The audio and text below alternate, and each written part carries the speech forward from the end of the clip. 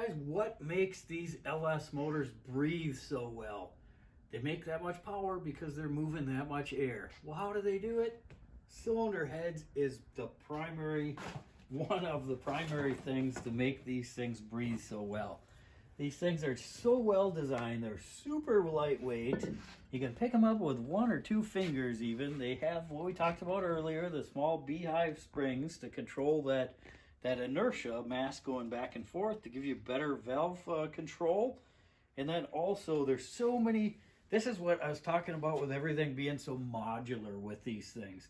The modular, every one of these sets of cylinder heads, except for one of these cylinder heads, you can interchange with a 4.8 liter all the way up to a 6.2 liter if you want to, and you can flip-flop these things back and forth. There's one set of cylinder heads in here you can't flop back and forth, and that is for an LS3, and that can go on your 6 liter on up motors, but it can't go on a smaller bore than a 4-inch bore because the valves will actually hit these cylinder walls when they come in. If you try to run an LS3 head thinking these things flow the best of all the cylinder heads that they made out there, these are the best ones, I'm going to put these on my badass 5.3 liter and make some power. Well, it's going to be really short-lived power because you're not even going to be able to crank that thing over without the valves all crashing and wrecking your block, your pistons, and your heads all at the same time. So keep that in mind. But the CCs is different on a lot of the chamber size is different on a lot of these, and you can do some pretty cool, crazy things with that because of that. Because your typical 243 cylinder head, really great cylinder head, good. It's a good upgrade for. It's got sodium valves in it, lighter weight valves in it than say your typical 241 head. It has great flow design, everything to it. It has a 64 cc chamber. So if you bolt on say a set of 706 casting heads, you have flat top pistons, and you go down to a 61 cc chamber, you're going to be in the 11-to-1 compression ratio wise, where you got to run premium or race gas, and you're going to run into a bad situation if you're not careful. But if you want to build a badass motor with that normally aspirated motor that you're going to run on race gas or pump gas, well, you're going to want to look for these smaller chambers in the first place. And now the big difference with these cylinder heads is from the trucks to the cars to the most of your truck motors all have small valves in them. So your 853s, your 706s, they will have, I think it's 1857 valves versus the 2-inch valve. So the intake valve is smaller on them. Works great for a little 5.3 or 4.8 for having a little bit more torque and everything on it. They work just fine. And sometimes actually like a 706 head, you can get more power and more torque out of it with a smaller displacement than you can with a higher, like a 243 head and everything. So you can miss and flip-flop these things around to get the right desired compression ratio to be running in a range that you want to do.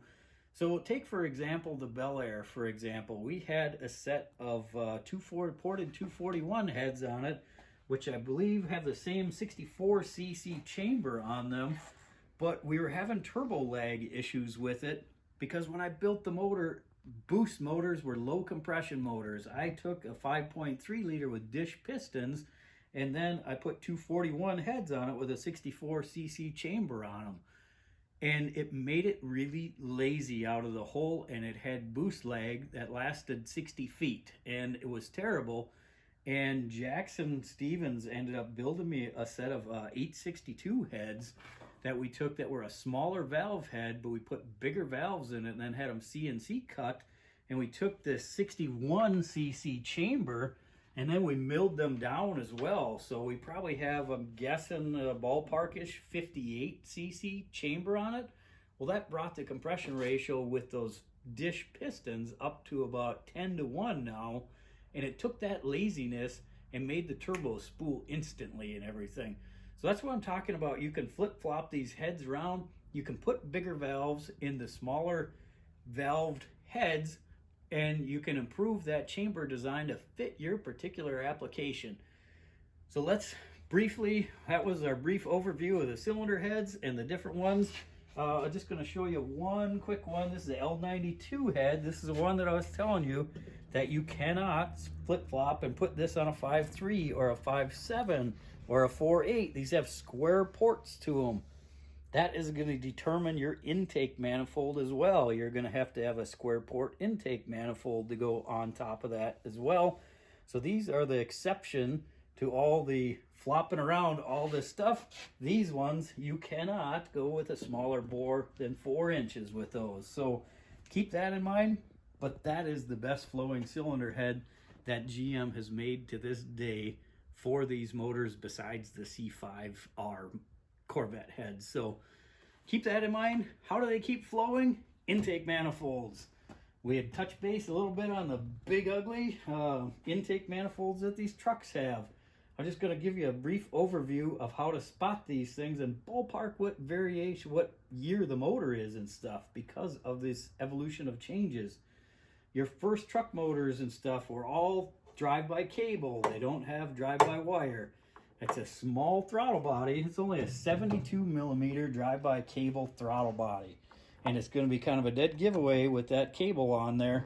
It's going to tell you that that was from like, say, 99 up to 03 would have ran this small cable and everything. There is some exceptions. They did in some of the heavy duty trucks, vans and stuff run these at later. But most of them by 2004 went over to a drive-by wire. So there is no, I can't open the throttle anymore unless it's got an electrical plug in here. And remember that TAC module that I was showing you earlier? The TAC module controls the opening and closing of this throttle and the pedal. So that pedal, the TAC module, operates the throttle. There is no more interface between them. You can't blip the throttle underneath the hood anymore with the drive-by wire. By 2004, they've evolved out of all of that. Later years, around 2010-ish, so on, they went to this intake manifold design. Still a cathedral port design, which looks almost identical to this. I believe this is what they call a Trailblazer SS intake manifold. A little bit better looking, still pretty dang ugly though. But you'll notice it has a 4-bolt throttle body. All the previous generations at this point had a 3-bolt throttle body. The throttle body opening is getting a little bit bigger as well, but it does neck down a little bit in the inside of here as well, so it's not quite as big as it appears to be. So keep in mind when you see that 4-bolt throttle body on there that it is probably going to be around 2010-ish on up that you're going to have that, that style intake with a cathedral port head, because once you got into the 6.2 liters like this one is a 6.2 liter. And there's our square ports again now. So that is our square port head as composed to our cathedral port heads. Very different design in the cylinder heads, but the intakes look very similar. They both have 4-bolt throttle bodies. They look really similar. Look at the ports on them. So one's going to have cathedral ports, one of them's going to have rectangular ports. So you know what you're buying when you're looking for a different intake. These work really well, they flow really well, and there's very few intakes out there that actually make more power and torque than these things do.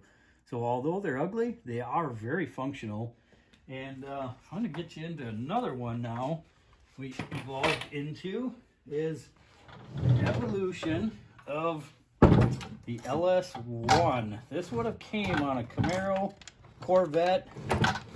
This would be an LS1 intake manifold right here.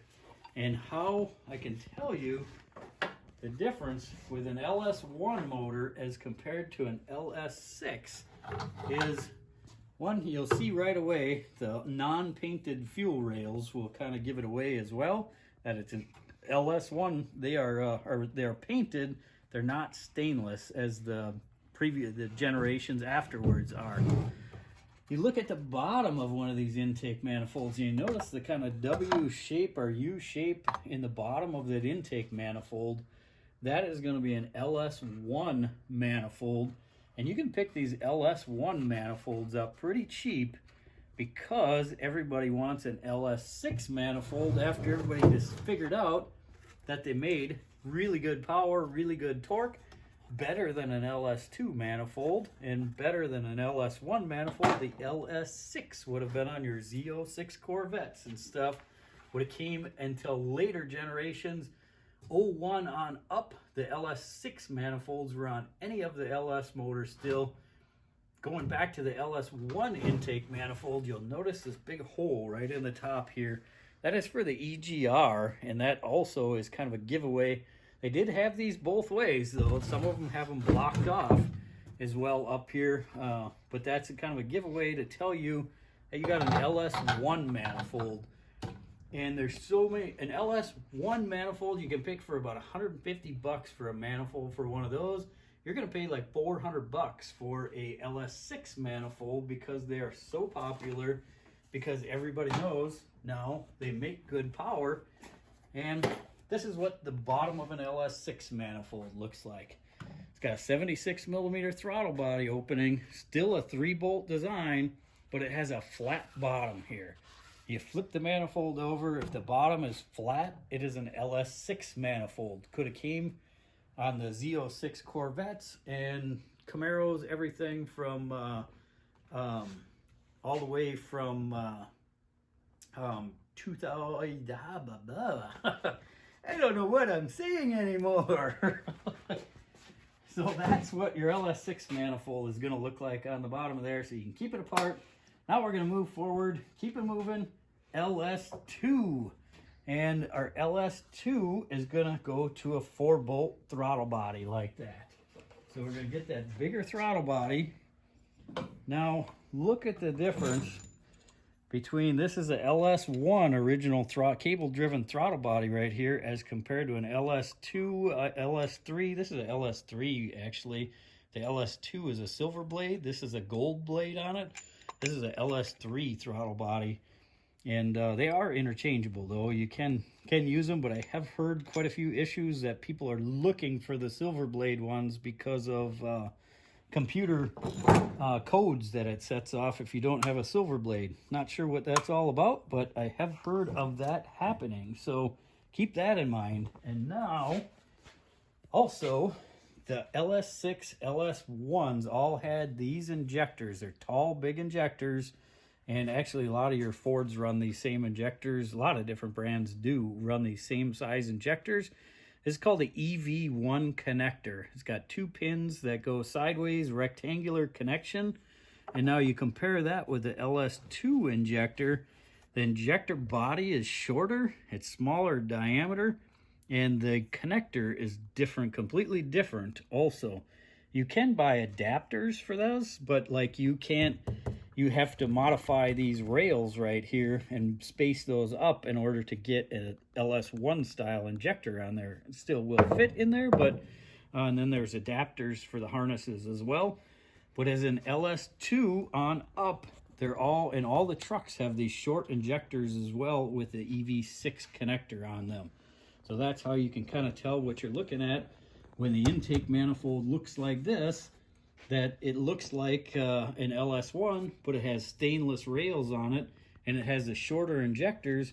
You know, this is an LS2 intake, and this throttle body is not the throttle body that was on here. This one is added. This is a truck throttle body that's a little bit 82 millimeter opening on it. And now you get into your LS3. Well, that kind of gives it a giveaway. See this cover? This is a cover that's an insulating cover over the top of it. It's not, this is the top of the intake manifold right here. This is a cover over the top that looks just like that. And that was for sound deadening, for, I'm assuming, sound emissions for that particular era. They're trying to quiet the motor down and everything, and that's one of the things they did to do that. And that's kind of a giveaway for an LS3. But in order to make sure, you look under here, and remember we talked about that port design. Now, clearly, that is a rectangular port right there, as compared to that, there is your cathedral port right there. So you have your cathedral port and square port. So that is the difference from your LS2 intake manifolds to your LS3 intake manifolds. Now, both of these intake manifolds are LS2 manifolds. And as you can clearly see, with a little bit of elbow grease, some paint, and some clear coat, you can make those look way nicer and way clean up your motor bay by installing a painted intake manifold on it. So that is the differences with all these different intake manifolds. There are some other variations that I didn't touch base on, but these are going to be the most common ones that you're going to run into right here. And coming up next, we're going to start tearing into these motors, and we will first tell you how you can differentiate with be a 5.3 liter, a 4.8, a 6.2, how you can tell them apart. And we're going to get into building some of these motors up and everything. So I hope you guys liked what you saw. Don't forget to like, click, comment below. Give me an idea of what you like, what you don't like, and catch you on the next one when we're going to get more in depth with these LS motors. Thanks for joining in.